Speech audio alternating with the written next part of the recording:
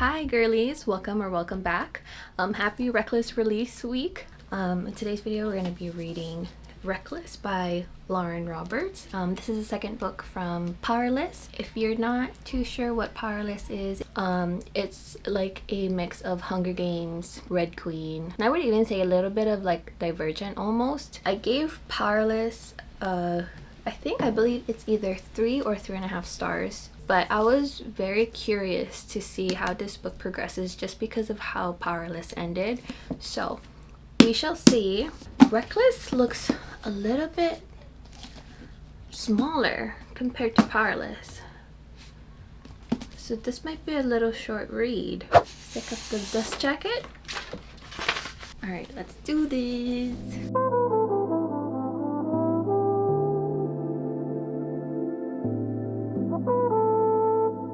Huh?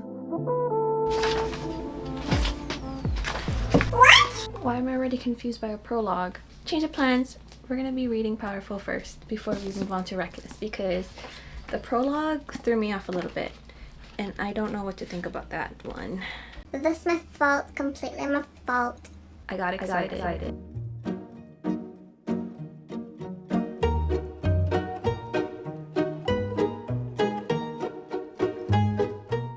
Okay, bestie girls, don't mind the hair, don't mind the forehead.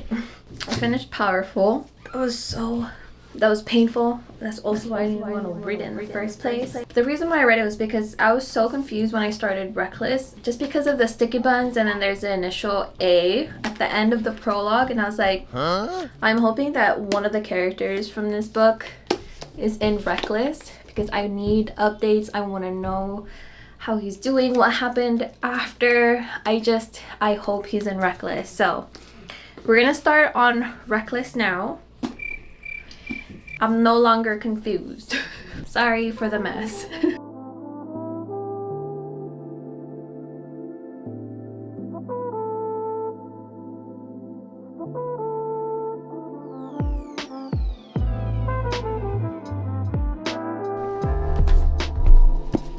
Just a little bit of an update. I am now 50% into the book.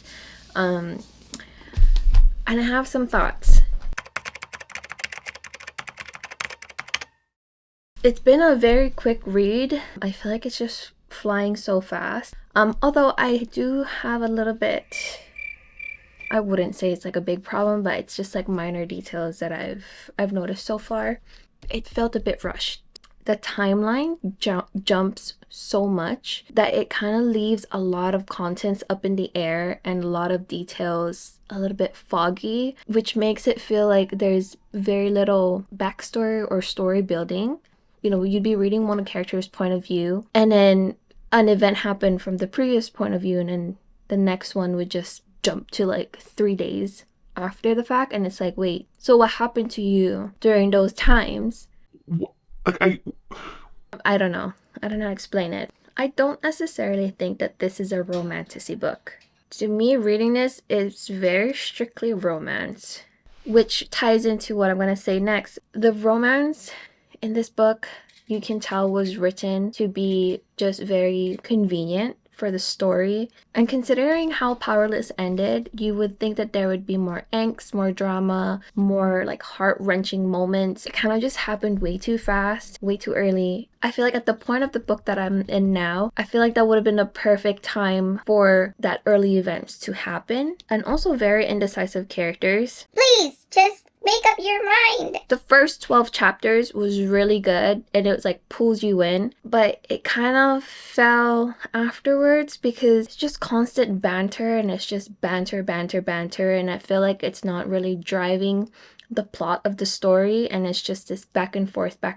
It's like that's the same sentence you've been saying the past few chapters and it's like, let's get this plot going. Yeah, writing style wise, it felt a little bit repetitive at some point, especially the banter and the bickering like I mentioned. It gives you like this feeling of just, oh, I just read that. I thought at first I wouldn't like Kit's point of view, but reading it this far in, it's kind of like a little breather, to be honest. And then you know how I mentioned that I wanted one of the characters from Powerless to be in this book just so we can get more backstory and an update on how he's doing? Where is he? Because if he was in here, that would have been such a perfect newfound family friend, like friendship storyline. I don't know. I'm waiting to see how this progresses and how it's gonna tie in the end. Yeah, I'll update you again soon.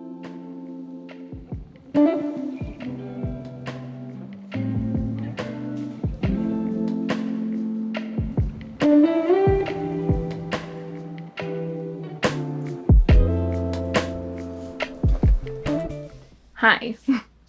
I finished Reckless. I actually finished this a few days ago, but I wanted to kind of like take the time to really think back on my final thoughts and my rating for this book. Essentially, I ended up with 3 stars. I feel like when I hit 50% and the last update that I did, I feel like I talked about all the things that I really wanted to say. Just to kind of reiterate again, this whole book just felt so incredibly rushed to the point where so many things were being glazed over. And I feel like most of those things were so important to the story building and the plot. The romance really took over and it lost the plot and like the point of the story for me. I feel like this had so much potential, especially because we're at a entirely new place, and I feel like the world building and newfound family or even friends could have been so good, but it was just lacking. The thing that really saved it for me was the ending, but I also feel like I saw it from a mile away. There were just like a little bit of sprinkle of signs in there that that's going to happen, but it still makes a very interesting ending, and it still makes me want to see how the third book will go. I did hear, I believe it was TikTok or was it Instagram, somewhere, that this book was meant to be like a little bit of a breather, but I still feel like this had so much potential. I don't know. That's just me. So now I'm going to talk about the spoiler aspect of this, because I do have some things that I want to share and talk about, and like some scenes that I have a little bit of a question on and wanted to just dive more into. So if you haven't read this book yet, I'm going to put a timestamp here.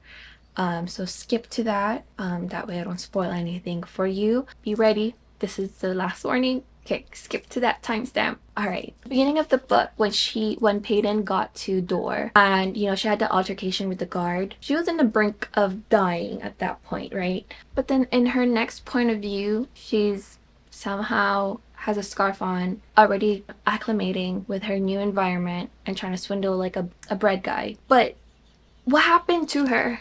What happened to her? Those 3 days. Like at that point, I feel like that would have been like the perfect time for Mac to come in and like nurse her back to health. I don't know. It's just there were so many parts of the book where Mac could have came in, and I was a little bit hopeful that the guard that carried Peyton, I was hoping that that was Mac, but oh, what a letdown. Again, like I mentioned, them finding each other again just felt so quick. Those days that we skipped over and glazed over, I feel like that could have been used as a little bit of a world building, some sort of like story building for that entirely new place. It could have given that adventure, like new adventure, new place. Am I making any sense? Callum, how did that happen with Kit? There were no backstories with what happened to the resistance. Then somehow Callum advises Kit. How did that happen? When?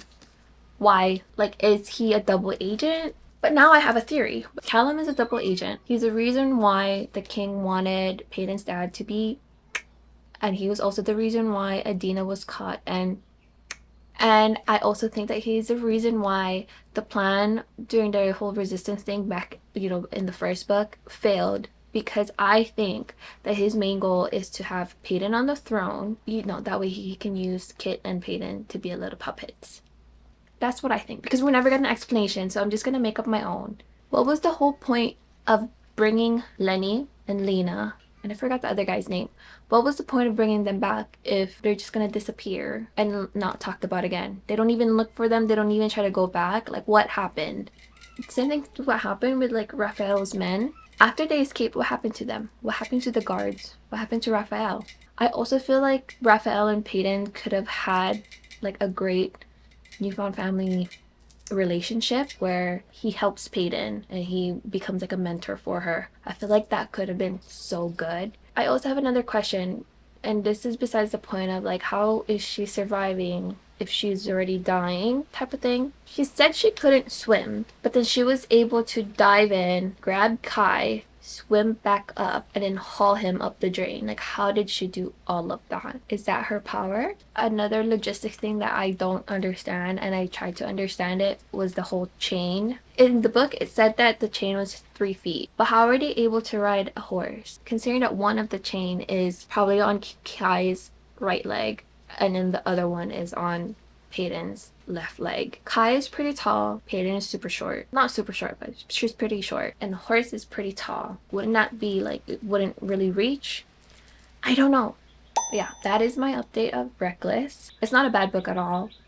Just because I rated it 3-star does not mean it wasn't good. It just didn't meet the expectations that I was hoping for, especially how Powerless ended. It just had so much potential to be more. I just think that it was just way too focused on romance. And don't get me wrong, I love romance in books, but this really took away from the story and the plot. I'm still looking forward for the 3rd book just to see how it kind of progresses, just because of how this ending. That's gonna be very interesting to see the dynamic. If you read this book, let me know. Did you enjoy it? Did you not like it? What were your thoughts on it? But yeah, thank you so much for watching. I will see you in my next video. Please like, subscribe, or comment. I'll see you in my next one. Thank you.